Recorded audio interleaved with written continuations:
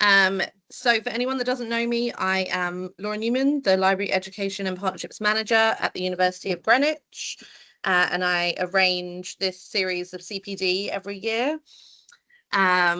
And this is the first of 4 sessions this week, which are repeats of the sessions that we did last week. And today's session is about inclusive and engaging teaching, and we have Eve and Tracy who are going to deliver that. So I will mute myself and pass on over. Thank you. Thank you, Laura. Thank you. And I think a few names I recognise there, but for those who don't, my name is Eve Rapley, and I'm part of the teaching team on our PG Cert in HE, which a number of colleagues here are alumni from the programme, and I work in the academic and learning enhancement team with Tracy.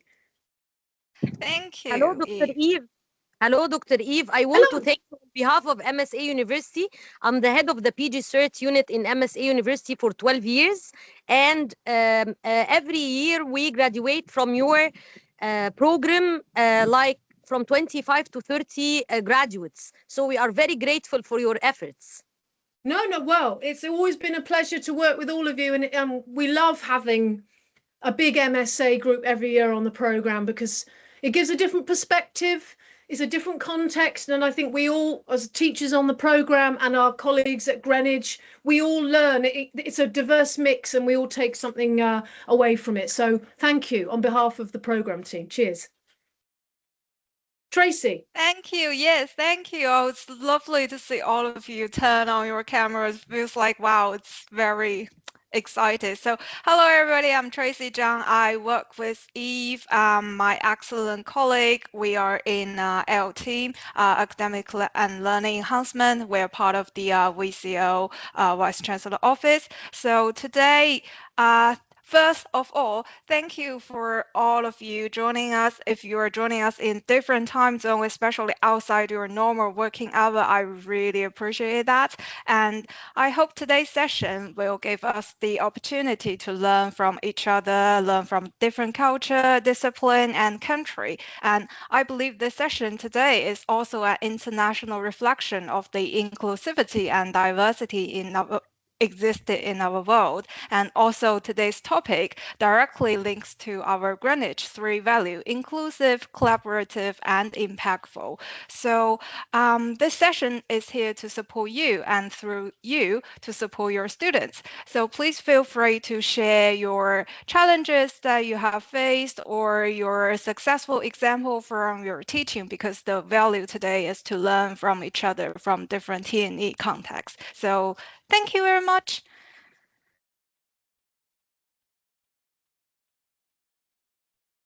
Is it stuck? Oh, no? Yeah. Yeah. Eve, do you want to say something else? Because today we will co-deliver, and everyone can chip in. I didn't know whether you wanted to just say about we'll be using the Menti. I didn't know whether you wanted people at this point to. Yeah. Can anybody join in the Menti? There's a QR code, I think, and there's also a code there. I just saw there only. Yeah. If you can't join the Menti, can you see that I have shared the screen? Yeah, and if you couldn't use the Menti, please just use the Teams chat, or you can just turn on your mic and speak. Yeah, we're pretty chill about it.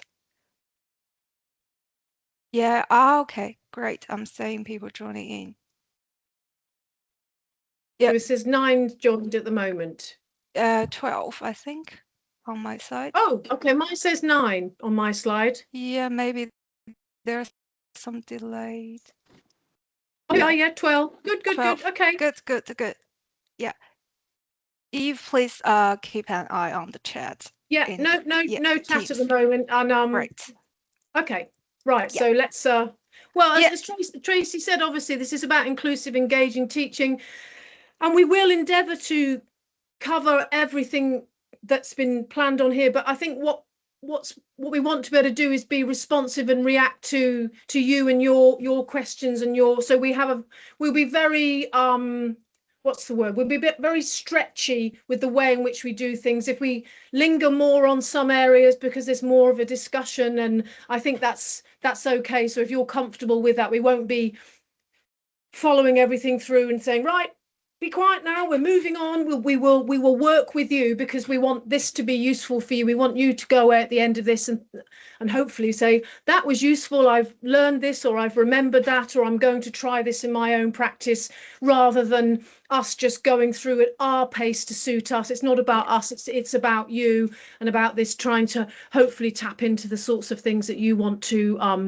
talk about and to cover in your session. So we will try and do it all, won't we, Tracy? And I'm sure we will, but we will respond to you accordingly. And if there's more time needed on a particular thing, then we will take that time if there's lots of comments that we want to go through and discuss. Yeah, we will try to make it engaging, interesting, and relaxing for you. Like Eve said, we want this session to give us the opportunity to model the best inclusive practice. And especially for any question, there's no right and wrong answer, and everybody's voice matters. So let's begin, shall we? Yeah. So firstly, let's get to know each other first. Where are you joining from today? Please share, but not limited to your country, institution, discipline, program, current local time, weather, how many language do you speak, and so on and so forth. Or you can use the team chat. Yeah, I'll be looking at the chat. Yeah. Thank you. I will put myself in here so you can see. I'm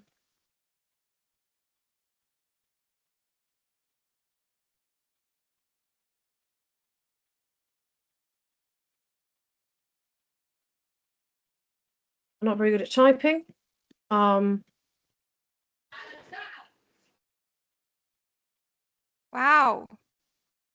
How are we doing? Great. MSA Egypt. Okay, we've got a pharmacist, MSA. Yeah, MSA. Darlene is from LSFB in Malaysia, 4:41 p.m. So you're getting towards the end of the day. Yeah. Nicholas is in Malaysia.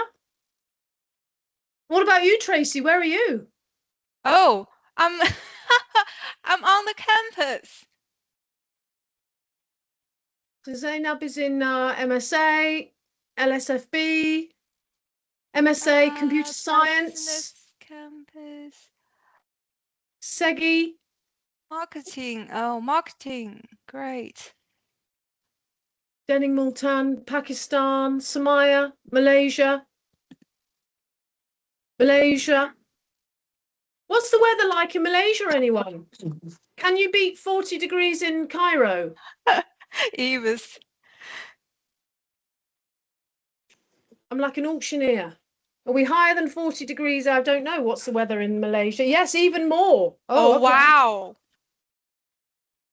I'm glad I'm here. I hope the AC is okay there. Eyes in Egypt. We've got some biotechnologists, architects, business. Okay. We've got a good mix.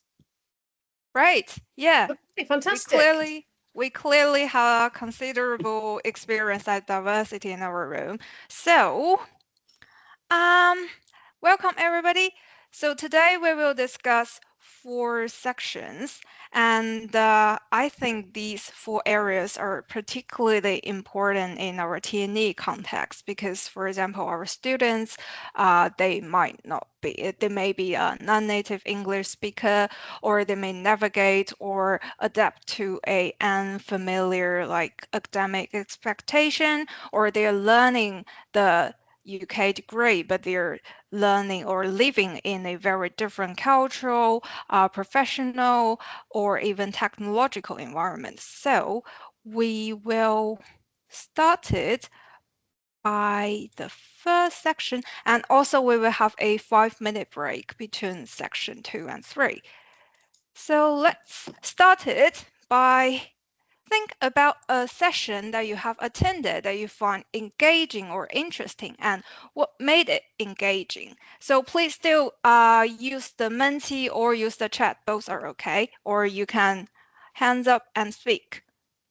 Great. And just to say that session could have been a session you had yourself as a student when you were at university. It could be a recent CPD session. You could have been to a conference. It could actually be something outside of your professional context. It could be, I don't know what you do in your hobbies or your leisure time. You could have gone to a talk on, I don't know, Egyptian history or how to make cakes. So anywhere where you were being, quote, taught something or some sort of information and discussion, but things that made you think, oh, that I really enjoyed that. So think of something what does make something where you think, oh, I want to tune in, I want to listen to what these people are talking about, what sort of things.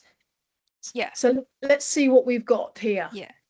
Or you can also simply think about inclusive teaching enables students to do something, just fill the sentence.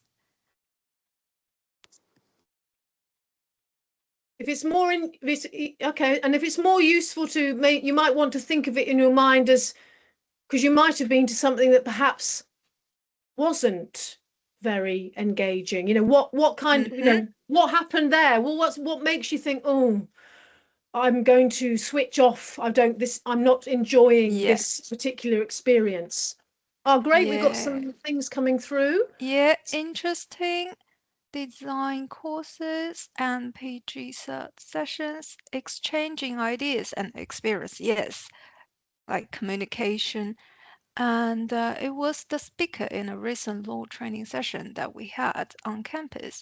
And the way he delivered the lecture along with the pictorial PowerPoint presentation. Oh, that's interesting. Okay, so visual to hold your attention rather than what perhaps just lots and lots of text. So some images or diagrams or pictures to. Okay, that's really interesting. Thank you. Oh, somebody really posting the cooking. Is it recipe cooking? A recipe. Recipe cooking is a session. Okay. That's interesting. Yeah, I need to know exactly what that recipe was. Did you make it? Did you eat it? Was it nice? Okay. Yes, I did. Oh, good. What did you make? Good. Well, it was a recipe for a type of meat, and I was very interested how the lady presenting, how did she make it, and I actually went up and did it. Oh, so an experiential. So, what did she demonstrate, and then you had an opportunity to? Yes, she was very interesting, attractive, and how she makes things, the way she expresses, the smell, yani very attractive. So okay. So it sounds like, was she enthusiastic? Are you saying yes. about? Yeah. Okay. And I think that can be quite a powerful thing, can't it? In context, but particularly in teaching and learning. If you have a teacher who is clearly enthusiastic and passionate about the topic, exactly, that can be, as you say, it's very attractive. We think, well, they're interested, I want to know more. Whereas sometimes if someone is teaching in a way that you sense that, are they a bit bored? Would they rather be somewhere else? That can perhaps be a little bit of it's not quite as engaging. So that passion, that enthusiasm, that's great. Thank you. Yeah. Okay. We also have provide the necessary background. Yeah, I think it's like to help you understand the context rather than just like discuss the topic directly. We got Zainab is saying session about social media with teenagers, AI. Well, yes, lots of AIs in our world for sure. Prepare the audience. Yeah, the background. Yeah, that's very important. I mean, it can lose learners very quickly. I mean, you might have experienced it yourself in all sorts of contexts. But if it's too simplistic or easy, it can feel like, oh, I know all this, switch off. But equally, if it's just too high up and you think, hang on, I just don't know what you're talking about, then immediately it can impact on your ability to connect and to stay with the presenter or stay with the teacher if you're missing that important foundation or the vocabulary, the knowledge. So it is about knowing, and I guess that's what inclusivity, that's one of the aspects, isn't it, Tracy, about Yes. knowing your learners so you are able to pitch your work at a level that everyone is going to go, ah, yes, I can connect with you, rather than this is up there in the sky, I don't know what you mean, or this feels like I'm at baby school, and this is all so that's so important. You can lose people very quickly, so that's a great comment there. Thank you. Yeah, really agree with you, because I think it's what we are trying to say is it makes us feel at home, or like have a sense of belonging, that we belong to this learning community. That's how inclusive teachers. So, shall we move on? So, Okay, what thank is inclusivity? So how would you define inclusivity or inclusive teaching, as we just discussed? And can you summarize it? And what's the key words you think? Please keep using Menti or the chat. Yeah, I'm looking at the chat. Yeah. So, and again, as Tracy said, there's no wrong or right answer, or there's never any silly answer. It's just, you know, whatever it means to you in terms of your own context and your own practice. What is coming into your mind when we think of inclusivity, or say particularly within this context, inclusive teaching? What kind of examples? What kind of things? Like one of our participants said before, the background. It's like we come from different contexts, so it's really no right or wrong answer. Everybody has their own understanding.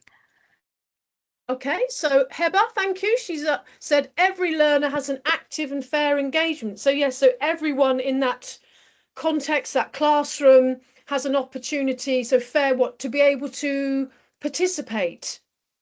Is that what you mean? And active engagement. Okay, we'll come back to that.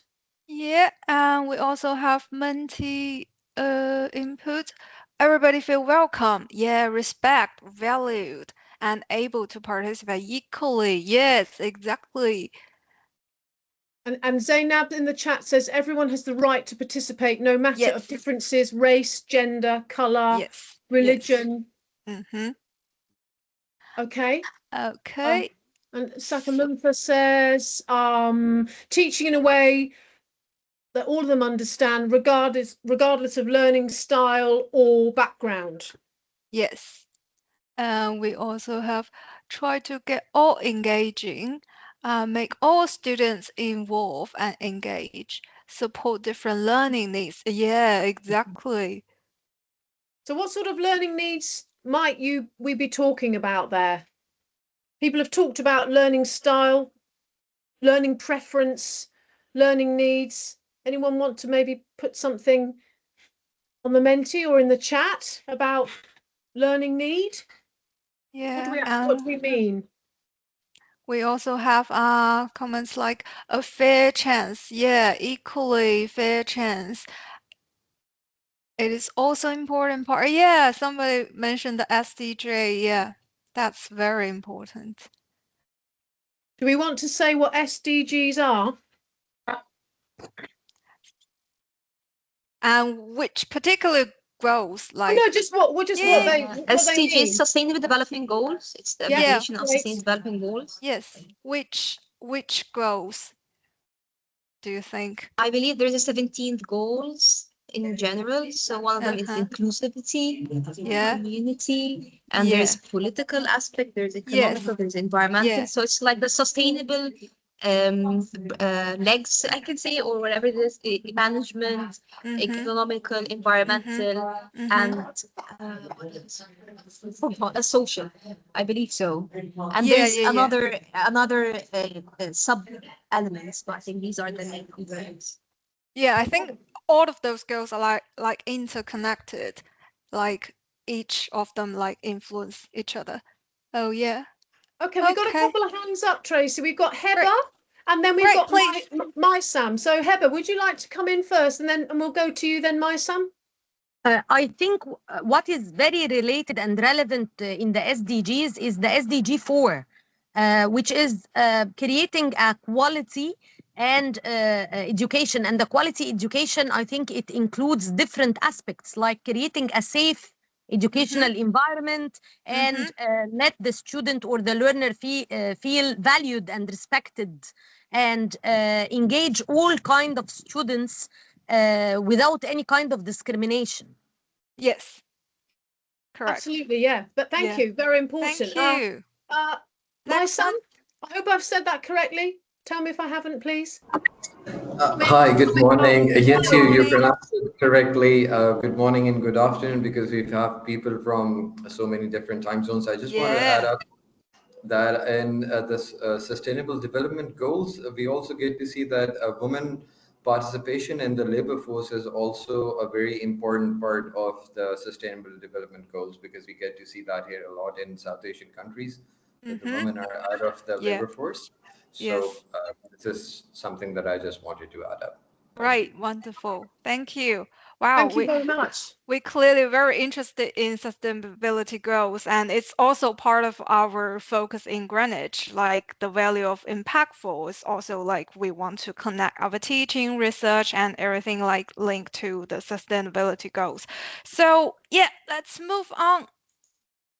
So there's a definition, but we're not gonna like read the slide. So the key message here is, firstly, the inclusive curriculum will recognize that students, they have diverse needs, experience, but remain part of our shared learning community. And as many of you have mentioned, equally fair. So I want to say like fairness doesn't always mean we treat everybody identically. It more means like we remove one barrier or providing another proper way to achieve the same meaningful learning outcome. So then let's think about why we combine inclusive and engaging. They are, why? We can keep text in the chat, or we can raise your hand and speak. I'm just looking here, Tracy. Yeah. Dr. Karima, hello. You said one-to-one feedback, extra hours, supporting on academic probation students. So again, as another example of inclusivity. So yeah, great. So thank you for that. Thank you for that. So why we combine inclusive and engaging teaching? So sometimes an activity can appear to be very engaging, but actually sometimes it unintentionally excludes some of other learners. And like we said, the Greenwich value inclusive, which means we recognize the barrier that our students might face, and then we try to remove that barrier. And collaborative, we mean we want our students to contribute in different ways and the way that they feel comfortable with. And in doing so, we can achieve our impactful value, which is to lead the activity to meaningful learning. So let's move on to section 2. So how to make our structure clear. So like we are trying to model the best practice here. And for example, we don't read every slide and we outline the session for you. And we keep on our timings, and we also try to review and summarize the session at the end. So, but of course, you have your own way to make your structure clear, and it also depends on your discipline. Can I ask, just before you do that, Tracy, just sorry, to go back to the other. Please. What about the regular checkpoints? How many of you use regular checks? Why do we suggest that you should use regular checkpoints when you are teaching in order to be inclusive and engaging? Anyone use it? Any thoughts on why? Yes. Why we suggest that? Well, in my case, regular checkpoints throughout the session helped me to know if there's a need to restructure the original structure of the session. Because sometimes when we start to engage with the students, because of the diversity, sometimes we need to adjust the structure that was planned previously according to meet their needs by the end of the session. So that's one of the reasons why checkpoints are important in my point of view. Okay, that's great. Thank you. Anyone else with the checkpoints? Samia, hi, Yeah, come on in. please. Hello. Hi.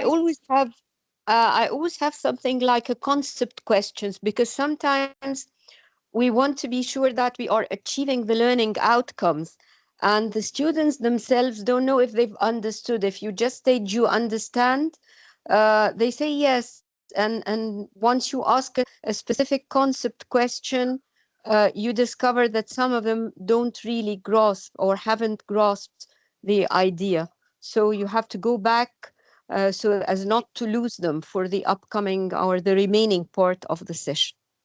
That's really important. I mean, that we talk a lot with the work that we do with the PG cert about, you know, you've got to check understanding, haven't you? And it's very, and often students might say, oh yeah, I know that, and really perhaps they don't. And often then as teachers we maybe don't realize that they didn't quite know what they needed to know until we mark their end of term exam papers or essays. So it's as important for us as the teachers as it is for our students to make sure to build in ways that we can ensure that our learners are coming with us and have stayed with us, rather than, as we said right at the beginning today, you've got to, the learner is the most important part. We've got to go with the learner. You can't just go, right, Tracy and I have got these slides, we are going to go through them and you're all just going to have to hang on, and we're not going to bother checking whether you've got to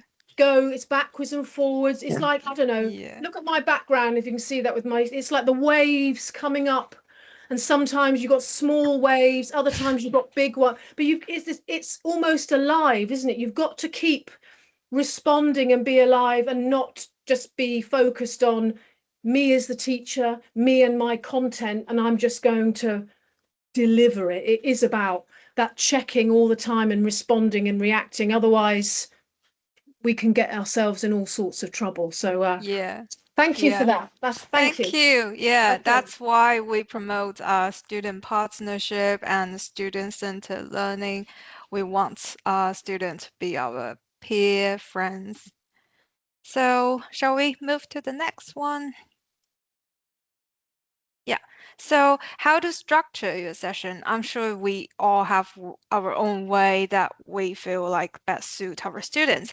And what I want to add is effective learning also begins with understanding what prior knowledge is assumed from my students, and what prior knowledge my students might bring, and what my students face a barrier, and what participate option could be offered, and could technology improve the activity?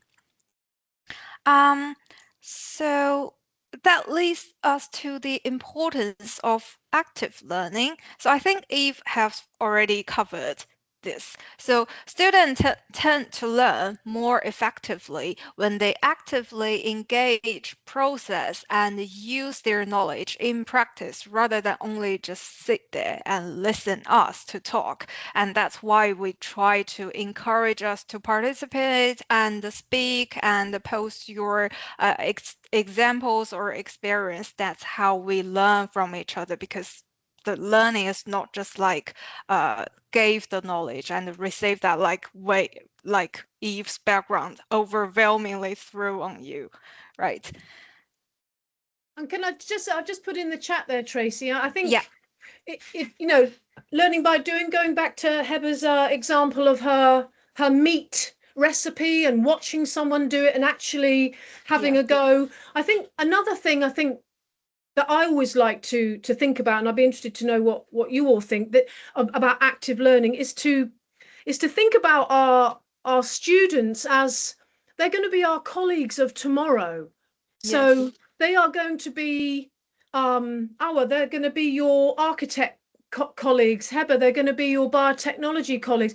And it's about initiating them into our discipline, into our profession, and often a way into that is language. So it's about having those spaces, those safe spaces, particularly for early career learners, year one learners in particular, where they can start to use the jargon, the language of the discipline, so they can be and become tomorrow's whoever it is, historian or social worker. So this active learning is getting them to do, but also getting them to do in a way that they are starting to model and use and being that pharmacist, being that architect of tomorrow. So that's a really important thing. So it's not just get them to do something in a group or it's actually thinking about what that will be doing for them in terms of preparing them and initiating them into the language, because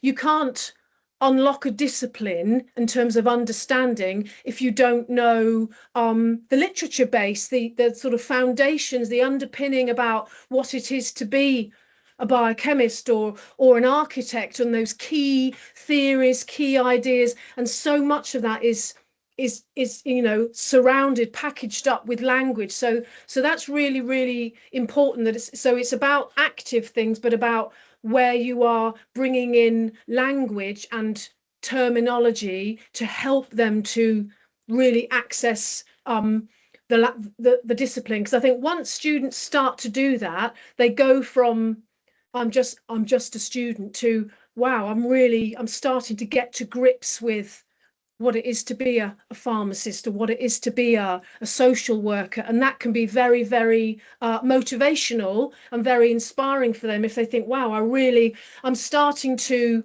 we use the expression, you may or may not have heard it, you walk the walk and you talk the talk. You start to become, so you're building not only their knowledge, it's not just knowledge, is it? You're building, helping them to develop their identity as tomorrow's teachers, librarians, social workers. So I think sometimes we don't always take that into it as much account as maybe we need to, because we're doing more than just, we're not content delivery, we're not just telling them stuff.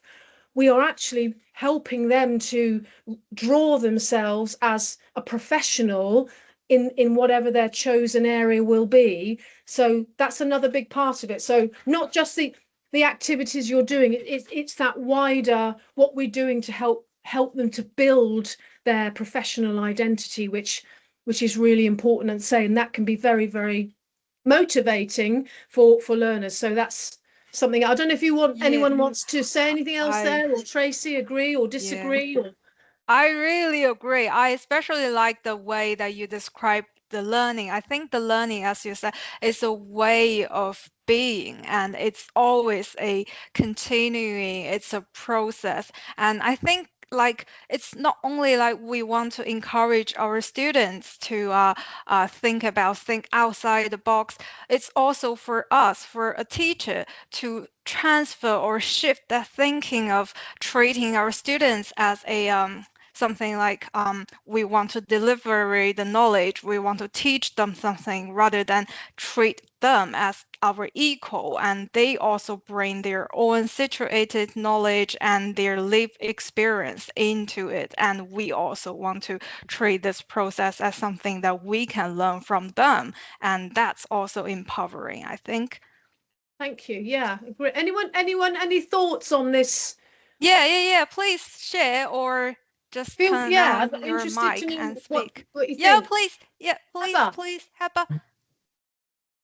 I want to share a very good example in my class. I teach the graduating senior students business and management, and many of our students are working in their own businesses. So I try to use the constructive learning approach. Everyone is building the new knowledge based on their peers, their engagement with their peers. And everyone adds a new example and an old experience and example from their company or their work, so they every one of them get experience from each other. They share the good practices, they share the challenges, and then they are encouraged all to participate and learn from each other. Yeah. Peer learning, the power of peer learning is always great. And like we said, we really want us today to also share the challenges we face and a successful example from our teaching. And it's really about like learning from each other.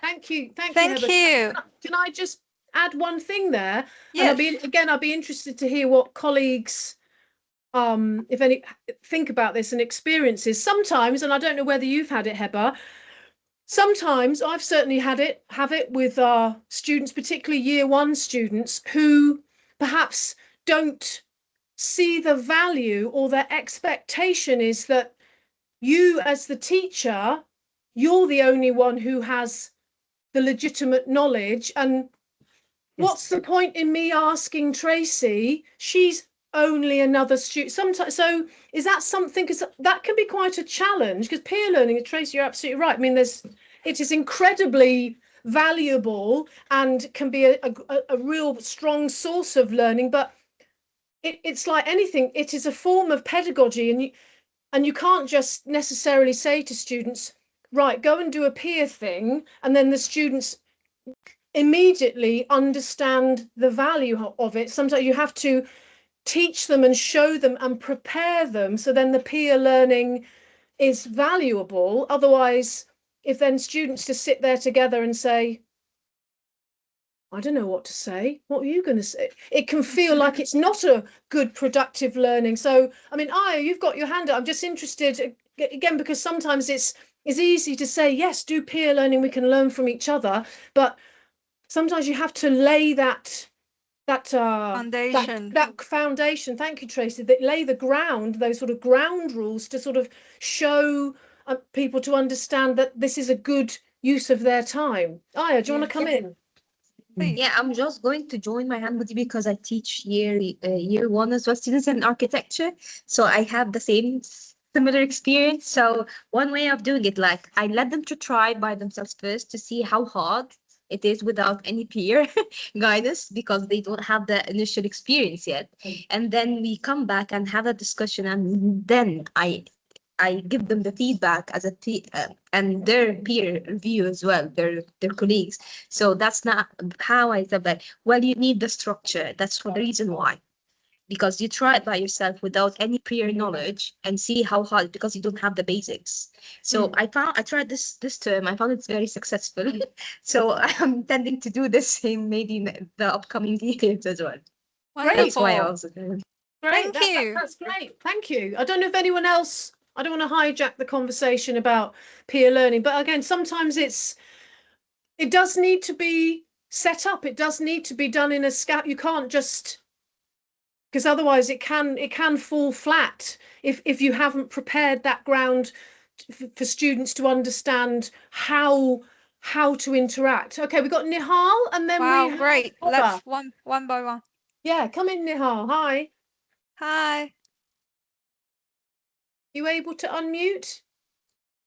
Oh wow, that's a really hotly all right. debated. Okay, well, while topic. Nihal is perhaps working out a problem with the microphone, maybe you can put in the chat if you can't come in. So let's have Heba, and then let's have Zainab. I totally agree with you, Dr. Eve. That's why I want to clarify my example. I organize and facilitate this in-class group discussions and peer learning by being the facilitator.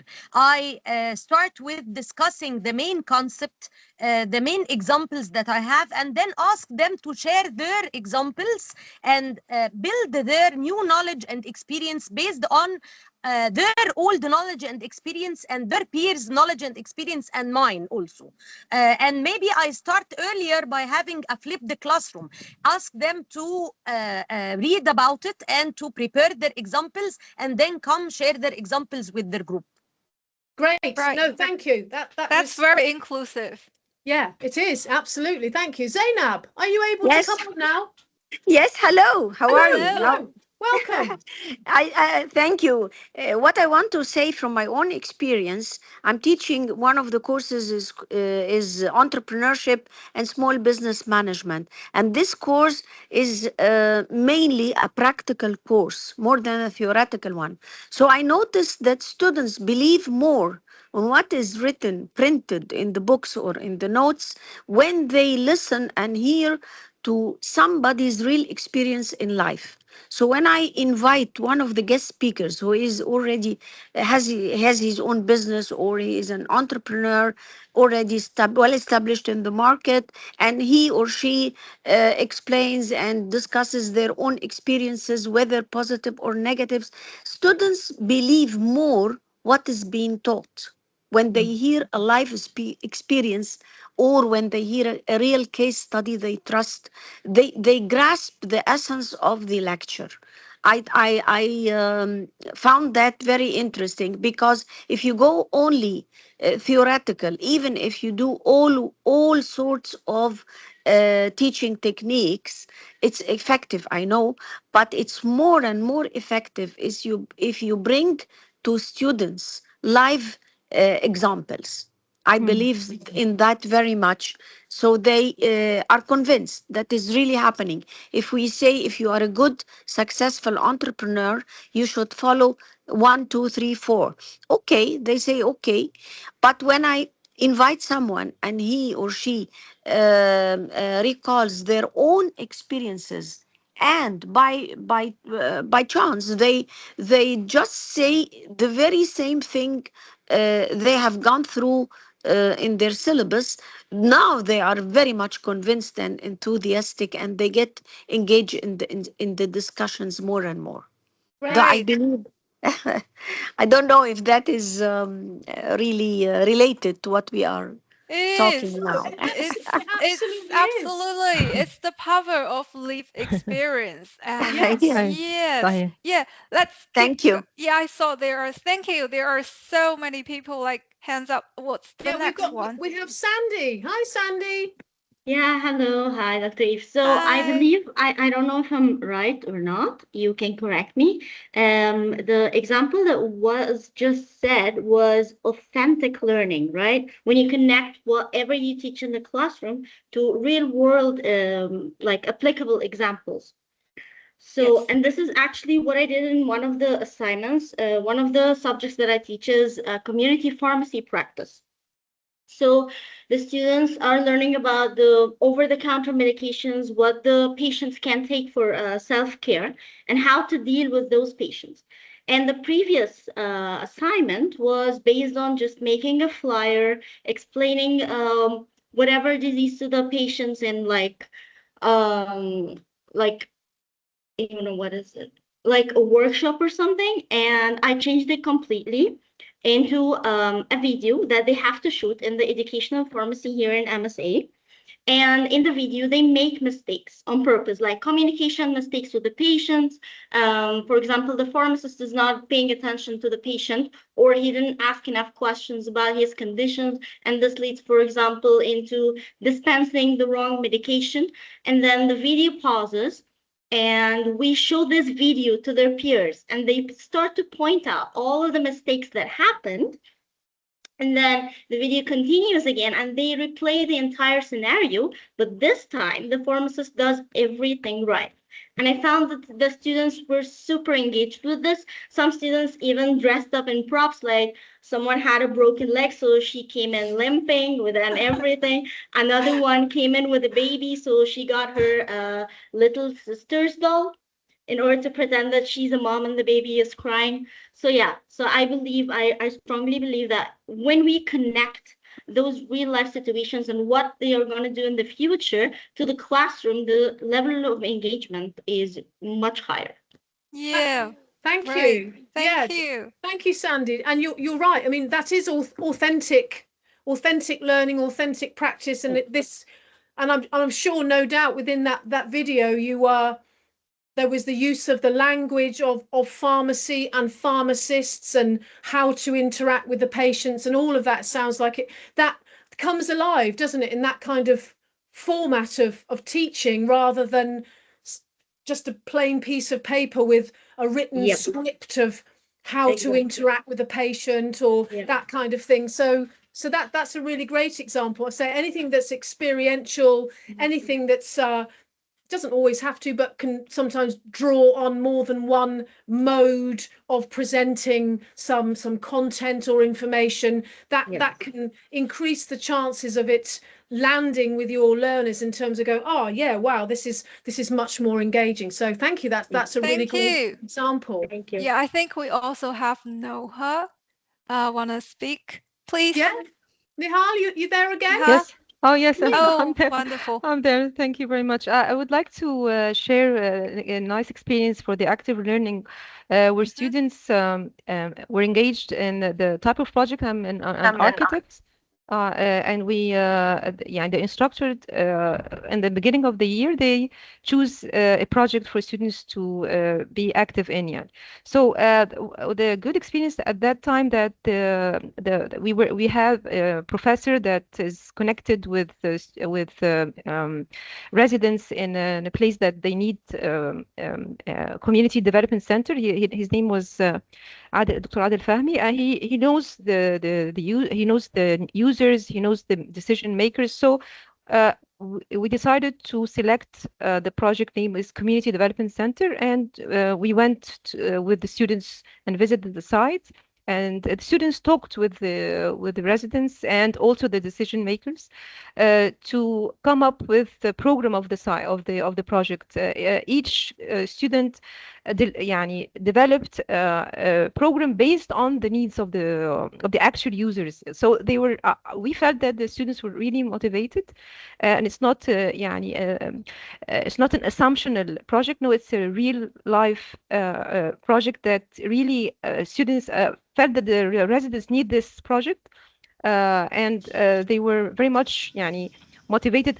Also the users motivated were motivated that they show them the piece of land that they want the project to be in. So everything was going just fine, but at the end they need the fund for the project to be done. But I think it was really engaging, and it was a very successful project that students were really engaged and felt that they have value, like you said, they felt the value that they will give to people that really need this community development center. So thank you for the idea of sharing our experiences, because one of the doctors told us she was doing like community center for the medicine. So I think we're thinking of the same way, and in a way. Thank you very much for this. Thank you. Thank you for sharing your stories and experience with us. Thank you. Yeah. Thank you, Eve. No, thank you. Great. Thank you. Great. Yeah, I'd really enjoy listening all of our examples. That's really powerful, We just want this session and this classroom to be a platform for everybody to share their voice, because your voice matters. So let's move on to this activity. I think we already covered many of them, but please still share what activities have you used in your teaching that you think it's inclusive or engaging or anything that I want to improve. Just anything. Yeah, let's see. So let's see. Let's get this Menti lighting up. Yes, and let's. It'd be great to hear from some of the colleagues who haven't come on and spoken. It'd be lovely if you can put something into the chat. What sort of things do you do in your sessions to keep it active, to get your students interacting, engaging? Are there particular things that seem to work really well? Are there things that you often rely on? It'd be great to hear. So again, there could be some things in here that maybe other colleagues haven't used or maybe have heard of. And I think sometimes, I don't know if it's the same for you, Tracy, but sometimes people might say, oh, I do this and I do that. And I might think to myself, that sounds good. Yeah. But then I then think, I don't know if I could do that.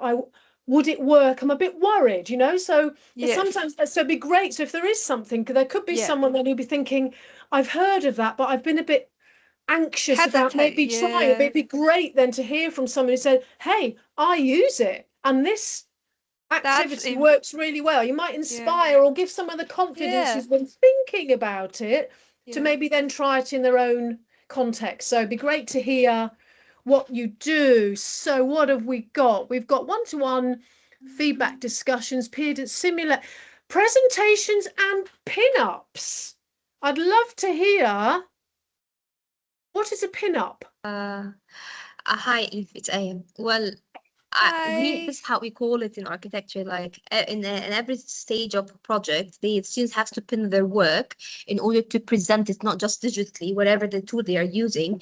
And sometimes we invite external colleagues or other students or even their peers, and they present. So they have to engage them and to encourage them to build their presentation skills every now and then throughout the course, and then to see how far they develop their projects.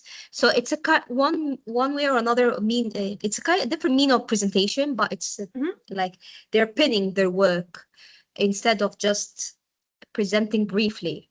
Yes.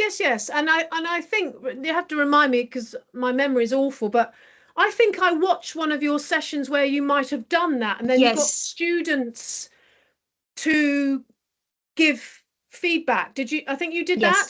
And again, and that is an excellent thing to do, because again, going back to what I was saying earlier about part of building this sense of professional identity and being and becoming, a part of that, and I think we probably talked about this in architecture, but it's the same in everything, particularly professions, you've got to be able to have an evidence-based view on something or someone and their output, and you can't just stand there as a student and say, oh, that looks okay. You've got to be able to say, I really like the way you've done that. Can you tell me more about this? So this idea of giving and receiving feedback and building in that cycle, it's cognitively demanding, and it's really important for students to develop those critiquing skills of others, because that helps them to develop their own self-reflection and their own critical reflection, and ultimately that's what we want as learners, don't we? So they become self-regulatory, that they kind of know, they almost don't need external voices to be able to say whether their work is good or not. They know, they've built that internal judgment system that they go, I've done really well there, I'm not happy with that, I need to, and using peers to do that is a really, really valuable thing. So I think the idea of pin-ups and say feedback, building that in for all of you, I think is, don't shy away from that, because I think that is a really, really important thing in terms of being active and inclusive, but also about building a critically reflective person, isn't it? Whatever the subject, whatever the discipline, we don't want to be working with our learners to make them into, they're not robots. We don't want them to just do stuff and know stuff and not know how and not know why. We want them to be knowing and knowledgeable. So I think anything in your all of your practice that can build in those opportunities, and often students are a bit scared of it at the beginning, and they don't like, what do you think? Oh, don't ask me. But it's and that's why these teaching spaces, about building in these safe spaces to use the language, to start to rehearse, to start to become a trainee architect or a trainee pharmacist, in that place where if they make a mistake or say something that's not right, or it doesn't matter, but they're starting to find their voice and be able to critique someone. And it's not a personal criticism. It's not saying, Aya, you're no good, you're rubbish, you're useless. It's being able to professionally critique and criticize someone. And that's what we want them to do when they're looking at the literature,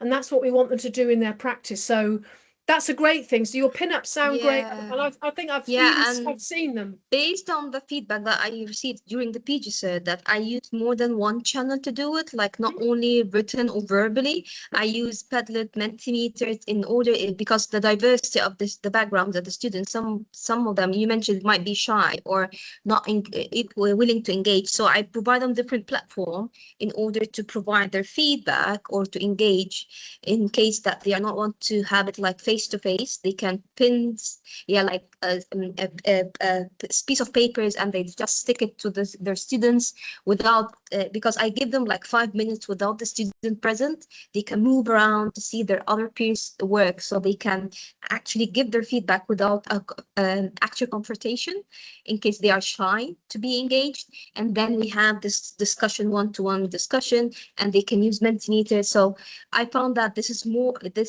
made students more engaging when it comes to pinups as well. That's a great, and hopefully Tracy and I have modeled this so far, and this multi-channel, as you said, to better say, we've got Menti, we've got the microphone, we've got the chat. So we're trying to, we're trying to like be multitask to try to make you feel engaging, interesting, and relaxing simultaneously. But we learned a lot from you, from all of you, and thank you for sharing your experience. I think we are going to have a break now, and we will continue our exciting talk after five minutes break.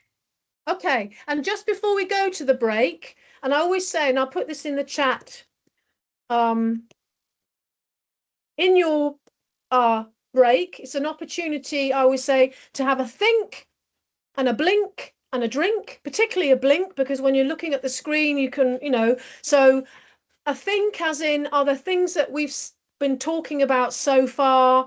You might go off now and get yourself a cold drink or a cup of coffee, and you might think, oh, what did Tracy say? I want to, so little reflections might pop up. So if something comes into your mind, hold that question or pop it into the chat. And in terms of what we've done so far, so as a quick recap, well, actually, what we can do to be even more inclusive, Tracy and I could do a recap of what we've said so far, but I always get my students to do it because it's more active. So who wants to give us a quick recap about what we've covered so far in this first section? You can put it in the chat, you can come on. So if imagine your colleague couldn't come today and they've just rung you and said, what have you just done in that first half with Eve and what Tracy? Did you learn from what today? Would you say? What have we covered? Yeah, and there's no right or wrong answer. You might think about other ideas just like inspired you, and that's also great. Oh, Anyone? Great. Okay, Maison, hi. Hi. Hello again. Hello yes, again. I've got like one of our trainers was saying, she's got an awful memory. I think I'm going to do better in terms of awful memory if we're gauging it with We're going to have a Mentimeter. competition about who's got the worst memory. Trust me, mine is appalling. Let's see. You're so kind. Thank you. Just a little recap. We've talked about inclusivity in class, how we're supposed to make sure that every student that we have in the class is on the same page. We're supposed to ensure that we have some checkpoints in place to keep a track of the courses that we're teaching.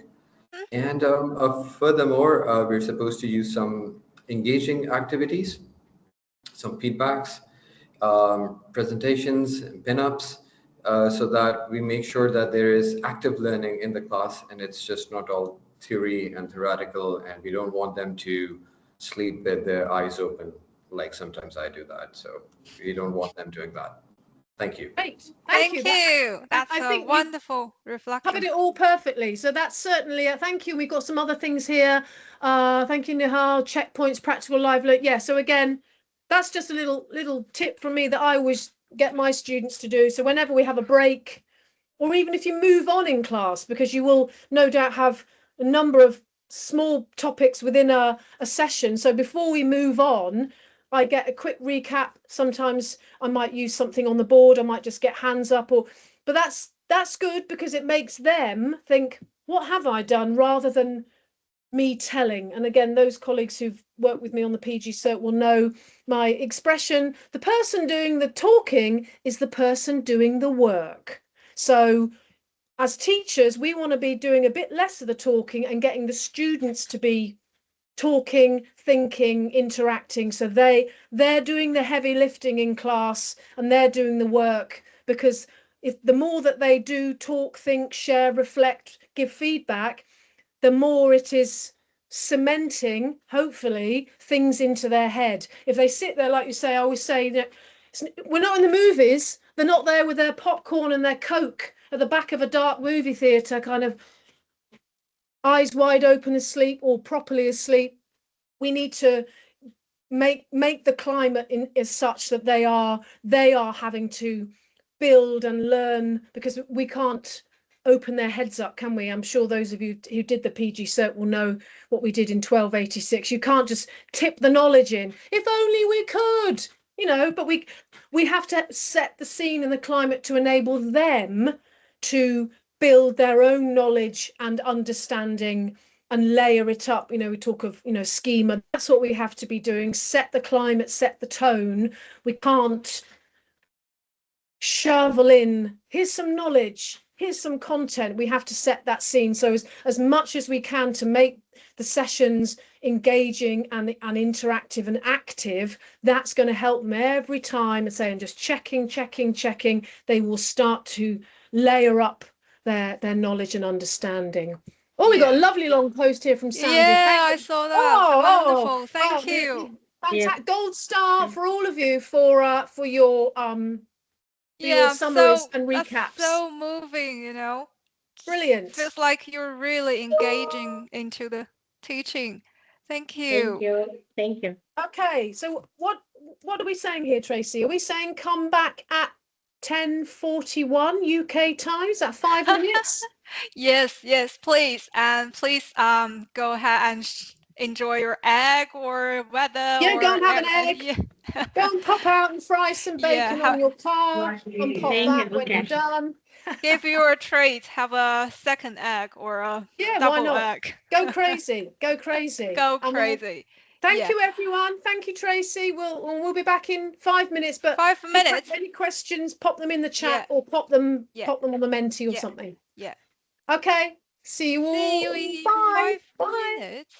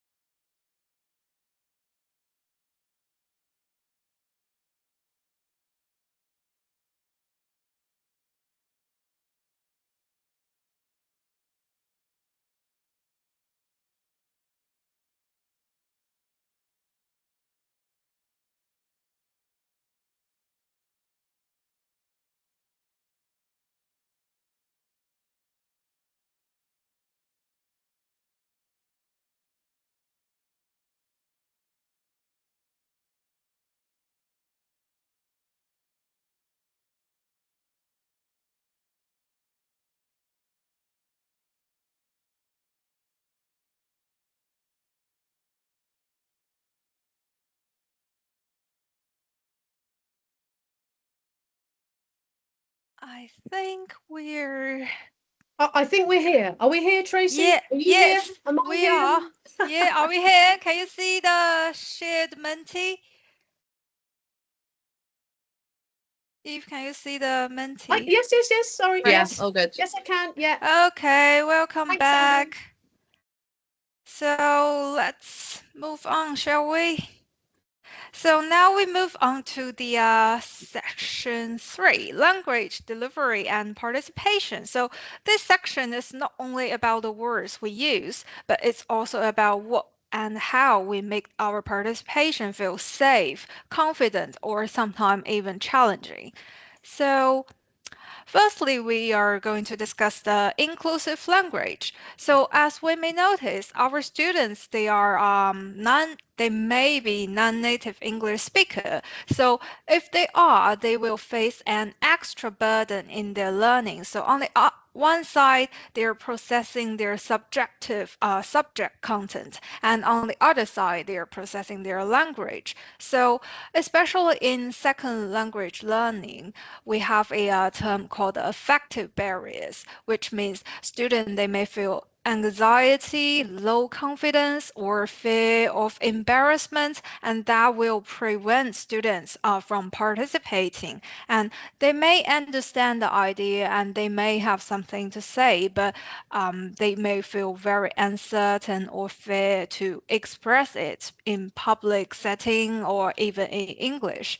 So we need to be mindful of these like subtle barriers of our students. And also here, I want to clarify one thing is like avoid using idioms or some cultural language. It doesn't mean that using this cultural language or idioms is not inclusive, or it doesn't mean we can't use them. It more means we need to be aware of the barrier if we use them. And if we want to use them, how can we unpack the meaning? How can we make it like inclusive and equal for everybody to understand it and to join our teaching? Can I just So, ask yeah. anyone about use of idioms? I mean, I agree with you, Tracy. I think they shouldn't necessarily be avoided because they can be, particularly say if you've got students who have come from an international context, and let's say they've come to Greenwich, they're living in the UK. Idioms can be a very important key, can't they, to unlocking local culture, local understanding. So I think it's not about not using them, but actually if they do come up, I mean, it is about using that as an opportunity to ask people what they think that it might mean. Do they have something similar in their own language? And because again, it can actually be used as something to unify and as a way to get people to talk. So, but I think it's important. I mean, I made this many years ago when I was at another institution, and I was a program leader for International Foundation Program. Wow. And I had mainly learners from China, but also learners from Nigeria, Kenya, some other Southeast Asian countries, but mainly that. And I'd given them something to do to send them off down to the local high street. And I said to them about, it wasn't maybe so much an idiom, but I said, you need to go and get some marketing information or whatever it was for the big 4 banks. And of course, I knew what the big 4 banks were. They didn't know. They did not have a clue. So I immediately excluded, and some of them kind of guessed and some of them but that was a very easy, a very simple mistake I made. But I immediately let loose 50 young people around a local UK town centre who were going, what is the big 4? What just so it's really it's very easy. And I think if you bring that into your conversation as teachers, it is about explaining it and about learning it, because every language, no doubt, in your own home languages, there will be idioms. I mean, are there any idioms in your first language, Tracy, that are kind of common? I mean, does everyone know the example here? It's raining cats and dogs. Has everyone ever heard of that? Yeah, I mean, like idiom is really a good opportunity for us to create another learning opportunity for us, and it's really interesting to learn. And like you said, I think language is a really beautiful thing, and it's just how we unpack it when we have like diverse participants, and how we make it more like international, like what we do today, you know.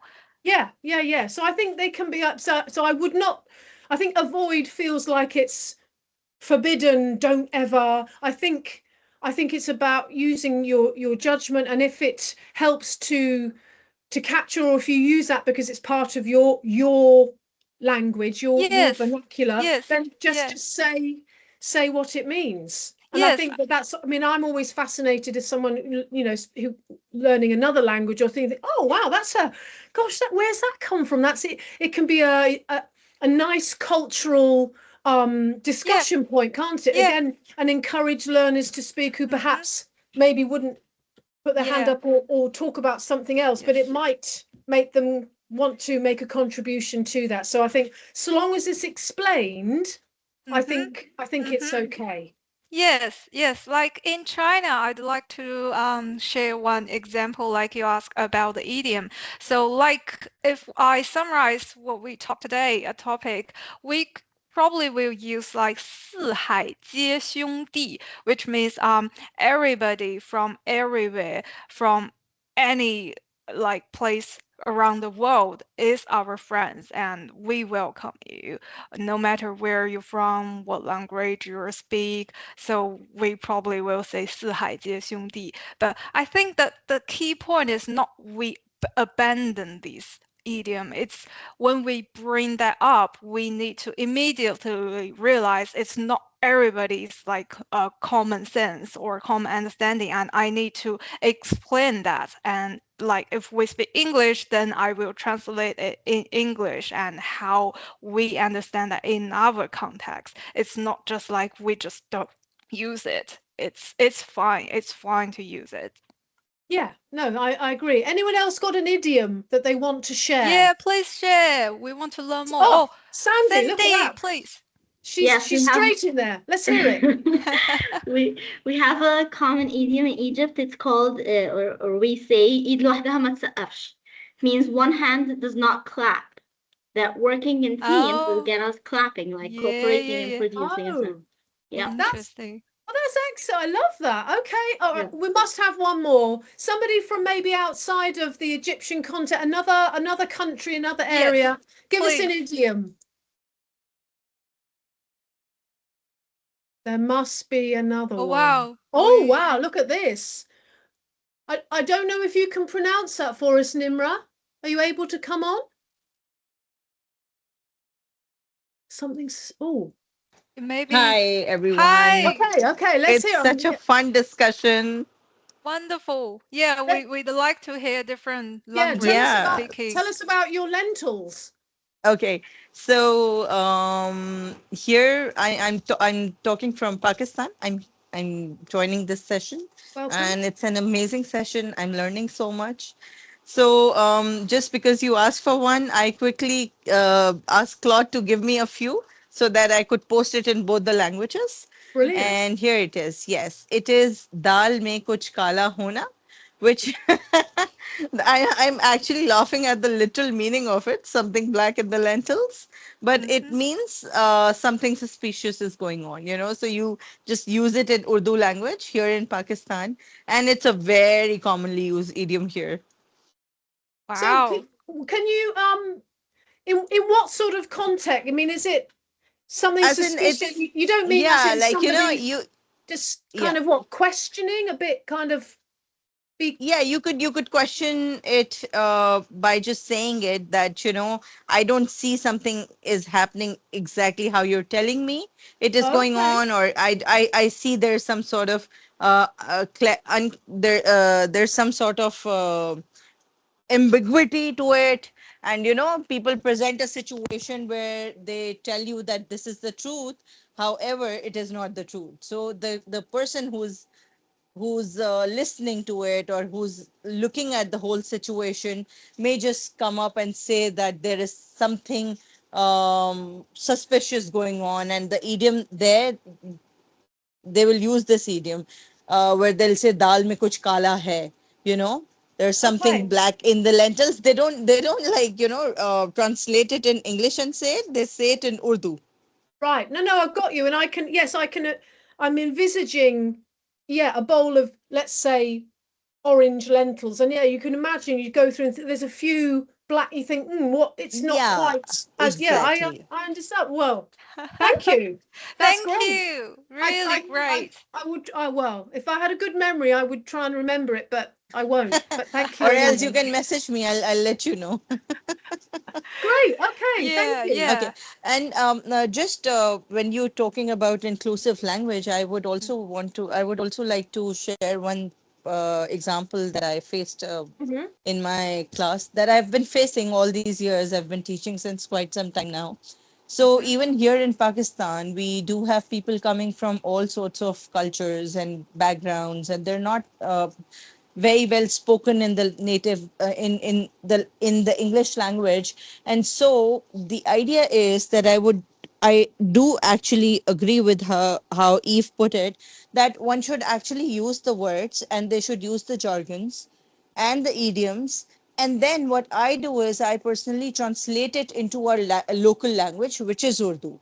So that way, what happens is that a lot of people pick up the pace. A lot of people don't pick up the pace. But then it just, okay, so it adds more pressure on me that first I have to uh, put my point across in the English language using the actual jargon. And then I have to translate it into our local language, which is Urdu. So I have seen students who found it very difficult initially, came along eventually. And there were also it also helped the students understand the jargon and eventually use the jargon in their written answers or their assignments.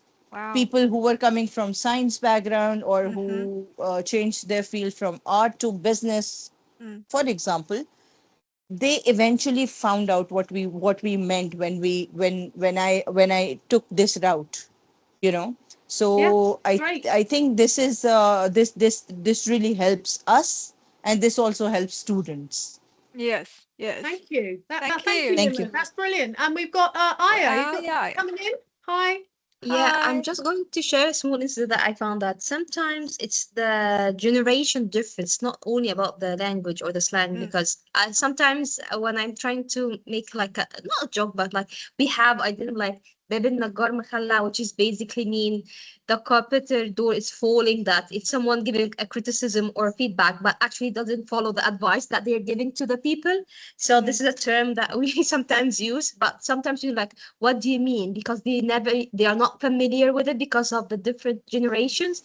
But so sometimes it's even the same language. I took a Exactly. notice that I have to make sure I that agree when to I it. use something, I make sure that student can relate, or I have to explain it in order. And nowadays they're using it. By the way, my students are using it sometimes. But again, at first they were not familiar with it. But by time after I explained the meaning of it, Yeah. they started to use it in a funny way when they try to engage with their other peers. Thank Yeah, you. yeah, Yeah. yeah. Like we Yeah. said, like it's also a process that we as a teacher to learn from our students sometimes. It's just like a mutual way of learning. Yeah, great. So what we know from this inclusive languages, familiar language, they can feel natural sometimes to us because we already understand the context, we have been there for a long time. But we need to always keep in mind that inclusive language requires us to notice when that familiarity sometimes may exclude others. So let's practice this activity. So choose, are these statements inclusive? I think you can, yeah, for those couldn't use the Menti, please just share your opinion in the chat. So we've got 4 statements. We've got, sorry, I'm late. It was raining cats and dogs out there. Or, right, who's going to man the centrifuge? Or, in practice, we always call the client Mr. X, even if we know his first name. And then finally, first we have the SAP, then we have the PAB, then we're going to use the CIT to write our ARP. Okay. Oh, wow. What have we got? Inclusive? And feel free to use the chat if you if you can't get onto the Menti or would prefer to use that. So we've got a few. And I like to also encourage our reflection, like we can choose one of the statements and think, oh, what is the possible barrier for students if I say that? And what knowledge does the statement assume? And how could I express it more clearly? Okay, so yeah, let's look at the chat. So we got a response from Zainab, we got a response from Heber in the chat. Do we need a bit longer? Yeah, or if you're all done, you can do a thumb up if we know that people have made their decisions. Yeah, I find the last statement received the lowest ranking. Why it's not inclusive? What do you think? What's the possible barrier for students and what knowledge does it assume? And why it's not inclusive? And how can I make them clearly more Yeah, clear? so that's got a very low score. Yes. And I think Tracy and I think we would agree, wouldn't we? Yes, and we'd like you to discuss that. Yeah, let us know why. So Heber and Zainab are both said 4. So the SAP PAB SIT APR is not inclusive. Would either of you like to come on and just briefly say why? And I think we would agree you are right, you're correct. Yes. So Zainab says the language first of all, then the context as well. I don't know if you can say a bit. Okay. We've got so if we can let's get an answer to, I don't know if Heber, you were able to come on and tell us why you think number 4 is not inclusive. I think number 4 is not inclusive because it includes many abbreviations. Yeah, if it's absolutely. well known, yes, if it's well known among the students or the learners, okay, I can use it. If it's not known or I didn't clarify it in the beginning of the class, so I can't use it. Yeah, absolutely. So so everyone who said 4, you're absolutely right. I mean, unless it's well known to everyone, it would immediately, if you said that, that might as well be written in Japanese. You'd be sort of like, what is a SAP? What is a? You've immediately excluded everyone, so that is not inclusive. But of course, you could write it in full and include those abbreviations, and then obviously you would say, so a SAP, so that's a subject assessment panel. What happens there is da da da da da, and then immediately everyone goes, right. So you've gone from excluding everyone to including everyone in 30 seconds, but without doing that, it is going to be meaningless to many people. Okay. What do we think? What about, so most people, what about in practice we always call the client Mr. X, even if we know his first name. Quite a few people. Yeah. That's got quite a high inclusivity score. Yes. What do we what do we think we can improve that to be clearer, more inclusive? Because I think for me, looking at that, I would think I wouldn't give that such a high score. What is my hesitation there? Why do you think I might think I'm not? Yeah, I'm not that comfortable with it being 4.2. I would like it a little. I think we have comments. Mr. or Miss X. Thank you, Sandy. I mean, immediately it's assumptions about people's gender, sexuality, the way that people might wish to identify themselves. You kind of, we don't always know, and we can immediately exclude the gender people if we assumption. say, oh, you are clearly this, that, or they may not be. So it's always safer to use. I mean, Tracy, what would you, how would you rephrase this for it to be more inclusive, do you think? Yeah, in practice, we always call the client. Maybe we use Mr. X, MX and X, even if we know their first name. If we don't quite sure the gender or the pronoun, we prefer to use they or their to just like to be more inclusive, because we don't know whether these Mr. X, they identify themselves as male, female, or non-binary. We don't know. So it's quite tricky, actually. It's quite tricky. This one. Yes. Yeah, I would, and I think it's it's important that we don't inadvertently exclude, offend, misgender, misname people. So unless you know them and they have said, call me this, call me that, it is always safer to be more inclusive, as I put there in the chat, they, them, their, you know, you just, it's something to, okay. Anyone want to ask about that, or is that okay? Yeah, I think we can move on to another one. Okay. Yeah. So now we are going to talk about the inclusive delivery. So inclusive delivery requires us to ask whether students can see, hear, follow, and revisit the essential learning.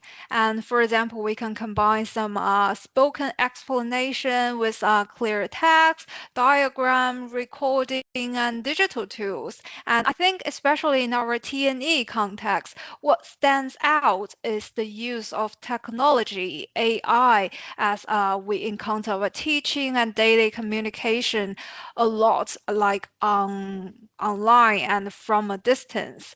And I think I want to ask us, like, does technology make your teaching more inclusive, or have you encountered any challenges in using it in your teaching or among your students? Anyone want to give us any thoughts or insight there? Yeah, about technology or AI. Has it helped? Yeah, especially in T&E. Is nodding. I mean, I don't want to put you on the spot and ask you to. I mean, but I can see you nodding because it has. Is it helpful to you? Yeah. Oh, please do. Yes, thank you for giving me the opportunity to speak again. Yes, it is quite helpful. I've seen that actively using technology, it has created an impact in the classroom. I get to see that the students, they're a bit more active in class. And they also show interest when we're using technology as compared to the simple plain whiteboards that we traditionally used to use. So whenever we've got a PowerPoint presentations ready, we've got the projector ready, and I sometimes also turn the lights out, not completely, just the ones that are near to the projector screen. It gives them an impact, like as if they're in the middle of a cinema. You know, it's sort of like watching a movie, so it makes them actively participate in the class. Thank you. Thank you. And have you ever encountered any challenges with technology? Like, is it like a lifesaver? It's just really good. Oh, it's really helpful. I have never have any problem with it. And is it? Yes, ma'am. We do have occasionally problems as well with technology. At number one, I'm going to put that here in South Asia, we often get to have internet outages quite often because of many political reasons. Let's not get down that road. So we get to see that there is a lot of packet loss in terms of the internet. So this becomes quite challenging. And then the other side that I saw which is, I believe, very challenging for us as teachers, is to sift fact from fiction, to understand that if it is the original work of the students or have they used too much of an generative AI tool. So this is something that is very challenging. Yeah. I agree with you, especially in T&E context. There are sometimes clearly like VPN or data privacy restrictions, or you can't use some platforms. That's quite challenging for our partners sometimes. And also like AI, you mentioned we can talk about it for life about the AI challenge with students. Yeah, but thank you. And Heather, thank you for your post. You said using technology as simple PowerPoint slides, photos. Again, representation. So showing, and again, that's a big part of identity development in a general sense, but particularly in a professional identity sense. It's really important to, if you are an aspiring marketer or architect or biomedical scientist, that it isn't just, and again, perhaps this is something more in a UK context, that it's not just a white middle-aged man standing in a laboratory, that there are people of color, there are females, that there's a whole range of ages, because so much of people's identity does come from, you have to see it to believe it. And if you don't see it and you keep seeing the same, and you think, well, I'm this, but everything I'm seeing about the area I wish to go into, it is a different profile, a different demographic that is not me. How do I ever align myself with that? Am I ever going to be able to break down that wall to be able to enter the profession that I wish to be able to do? So that's a great point there, Heba. Thank you for that. And Karima, talked about Canva, digital posters. Okay, that's brilliant. They're really great examples. Thank you. I mean, just going back to what it says about inclusive delivery, I think I would just add, where it says repeat student questions. And again, those of you who've maybe worked with me on the PG Cert will know this, that it's also really important, if students have taken the courage to respond to a question in class, always make sure you repeat back the answer, because unlike us, you probably hear me with my very loud voice, I'm a trained teacher. I'm used to talking. I can talk to the back of a 300 lecture theatre room. Often students can't, and sometimes I've watched people's classes, and the teacher's asked a question, and then the student has responded, and it's like, I can't hear it. If I can't hear it, the students can't hear it. So that learning is lost straight away. But also to help validate that student who's kind of put their head up and gone, I could have sat here and said nothing, but I haven't. I've actually put my hand up and wanted to contribute and not they may not necessarily. So if they are a bit quieter, which sometimes they are, obviously always thank the contributor. So that's a brilliant, thank you, Heba. That's a fantastic. So as Heba said, always just repeat. So then that learning isn't lost, and that will give them great confidence, because and then they're more likely to do it again. Whereas sometimes if a student has done that and then they've given an answer, and again, I've seen people where a student has given an answer and then the teacher hasn't acknowledged it, or then used that as a discussion point, and it's almost like, what was the point in them answering? And when it comes to next time round, who wants to answer a question, that student may well think twice and think, well, I'm not going to bother giving an answer, because it's not going to be used or acknowledged in any way. So I think that's something I would also. That's a great point. It's also it's also a way of us like showing our respect to our students. Absolutely, Yes. Acknowledging them, using their name if you know it, or asking them. That's another great way of, and say thanks for that. So what's your name? Oh, John. Thank you, John. So as John said, brilliant point from John. And they will feel, and I'm sure you know, you can sometimes see them kind of. Yeah. You know, that don't underestimate, without sounding patronizing, don't underestimate how validating that can make a student feel. So those sorts of things can really, really help. Heber has said here, give students enough time to think and participate. Again, I'd love to hear how many of you do this. You may have used or seen work by Kimberly Tanner and others, this notion of think time and wait time. I always positive silence. Yeah, absolutely. The power of the pause.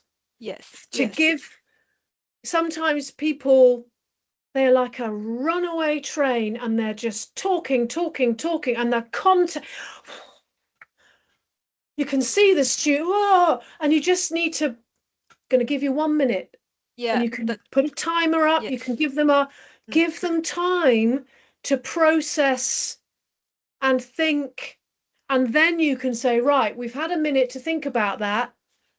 Now you otherwise, if sometimes people might say, they'd ask a question and then literally 2 seconds later, they're giving the answer. And you think, well, give these students a chance to. So again, don't hurry and don't be pausing and having quiet time is really great. I'd love to hear just briefly anyone else apart from Heber, what techniques, what other things do you do in the way that you are teaching to build in any, do you use pauses or think time, or anyone want to come in with any examples? Because again, I think that is something, and we're all busy, we think, oh, I've got 50 minutes, I've got to get through this. Sometimes there can be a feeling of, I haven't really got time to kind of wait. Okay, we have Heber. Heber. Yes. I do appreciate giving my students enough time to think and then interact and participate. And I actually do this in the very beginning while I'm planning my lesson. I put some time for the activities, time to let them think and then interact together if there is a group case study or group discussion. And don't put many activities in the lecture, and then I find out at the end of the lecture that I didn't give my students enough time to interact. It's a one-way communication if they didn't have the enough time to interact and think and participate. Yeah, no, thank you, Heber. That's that's really Thank important. You. Okay. Excuse me. Okay. Yeah. I also want to share something that you know, when I just realized that if the teacher keeps going on and on and on, the students usually lose the track of the information and they're not in the mood to absorb so much information. So I try and break the ice by either I divide them up into two teams. I make team A and team B, give them a question or the topic, and then I ask them to use their AI and quickly do some research on it and debate about it, right? So that is one way how we make the class interactive and include everybody. Now everybody gets a chance to comment uh, on the topic. B, what I also do is that instead of dividing them into a team, if there is a jargon and I want to teach them about it, what I do is that I ask them to quickly use their phones or their laptops, get onto the get into the research mode, find the meaning out, and then give us examples. And then that way, I'm just like try and engage the whole class together. And I ask them questions. What do you understand about it? Give me examples and this and that. Once their mind is open to absorb more information that is coming from my side, that's when I ask them to relax, and now I continue with the lecture. So these are a few tips which have really helped me keep the class engaged till the end of the session. Great. And They it sound also great. Thank you. encourage Thank our you. participation, I think. Okay. Are we Yeah, going to move on, Tracy? yeah, we're gonna We've move been on. chatting away. This is fantastic. Okay. Yeah, I know. We have limited time, you know. I hope we have like 3 hour session and we can just let everybody like talk. So now let's move on to our section 4. So how can we make our materials to reflect diverse global contexts? And this is particularly important in T&E because, as we said, like students, they may study the same Greenwich degree award, but at the same time, they're living in very different communities, cultures, industries, or professional system. So the central question now become whose knowledge and experience are visible and legitimate. And so here, it's just from the reference, but the key message here is if we want to make some representation in our curriculum, we need to be mindful the representation will affect students' trust in our curriculum and whether they see the learning as relevant to their future employment. So as we talked before, we all agree that the lived experience has the power. So our students, they bring their lived experience, their situated knowledge, and that develop from their family, their community, their culture, their language, and their social positions. And also, we need to not ignore that our students, they may from different social economic background, or they may from marginalized group, or some of them, they may neurodivergent, and that will influence how they see the world, and they will see it very differently from us. And this is also something that we need to keep in mind when we design our materials. And also, we should also avoid ask one student to speak for an entire cultural, national, or identity group, and we need to recognize every individuals, every human beings. They are very different kinds that we need to embrace that diversity. And I think this is something that we all need to keep in mind when we design the teaching materials. So shall we continue this practice? So please read the following, whether you strongly agree or disagree.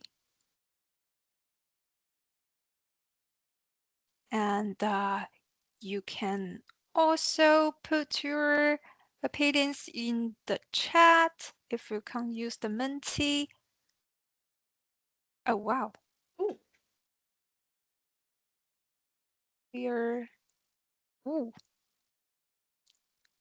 And to help our reflection, we can choose one example to reflect, is doing this challenging in your own context, or what have I done well in this area?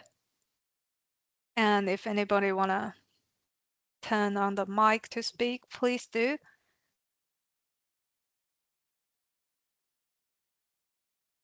Yeah, I think currently the first one has the lowest score.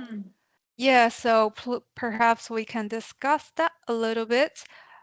Do you think? Yeah, what do we mean by diverse groups in working life? Because diverse, what are people thinking there? What's coming into your mind in terms of diversity? What does some that examples? Yeah, what does it mean? Because in people your use context? that term a lot, don't they? Well, what does it mean to you? Yeah, what does Anyone that got mean? any suggestions? Yeah. What is diverse groups? And is it challenging to do that in your own context? Oh, please, Heba. Hi. If we're talking about diverse groups, I will take everything into consideration, like their ethnic background, color, outfits, even if they are in the same country, because this is what we have actually in Egypt. We have a huge diversity across different cities in Egypt. Yeah, so actually even the language we're using, the accent, if I need to be more specific. Yes. And what's considered okay in one city is actually considered very offensive in another. Very to this, yeah. very cultural even the diversity. word, Yes, that's true.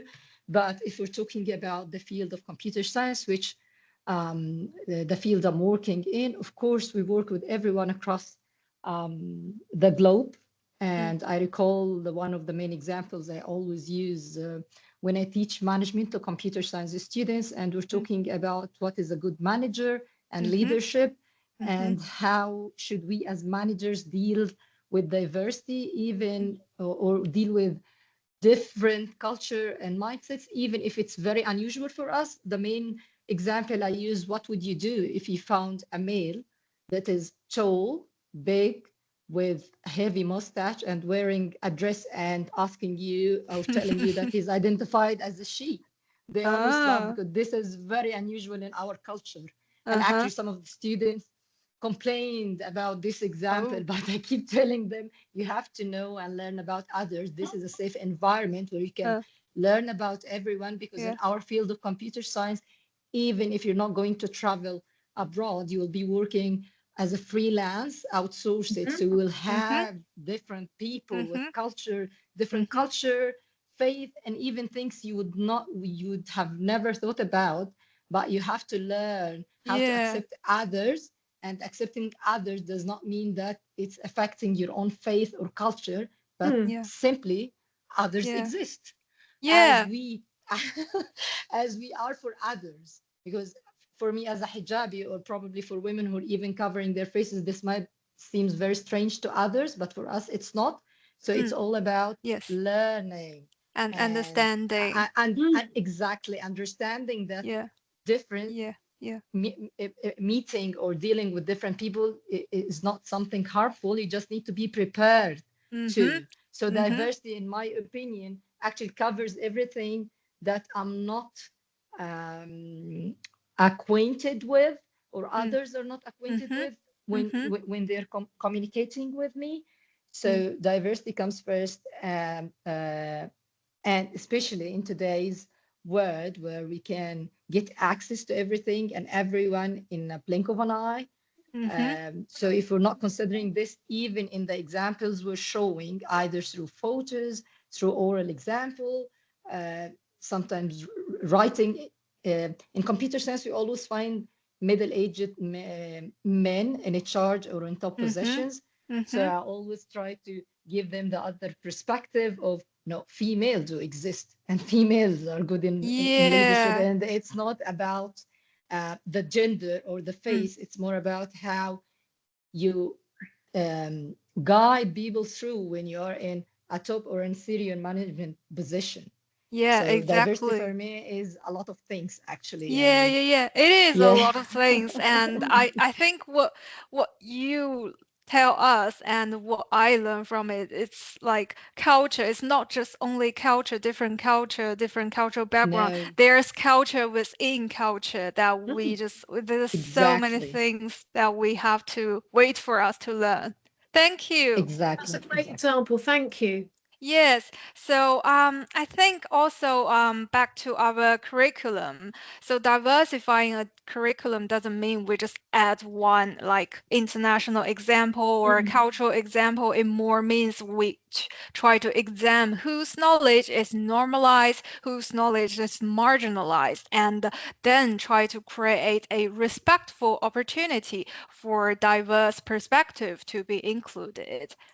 So, let's wrap up our session today, shall we? So, I'm sure we don't learn just like the 6 points, but if we want to summarize this session in one sentence, I'd like to say, inclusive teaching is not just a one fixed technique or method. It's a continuing process of noticing, listening, adapting, and evaluating. Like Eve said, it's a way of being. It's like a process for us to learn.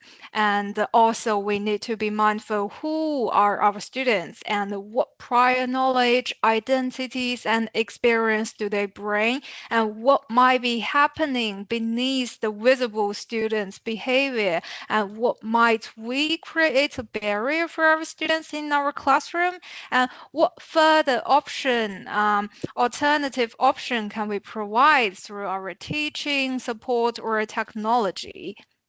Right, so now it's your turn.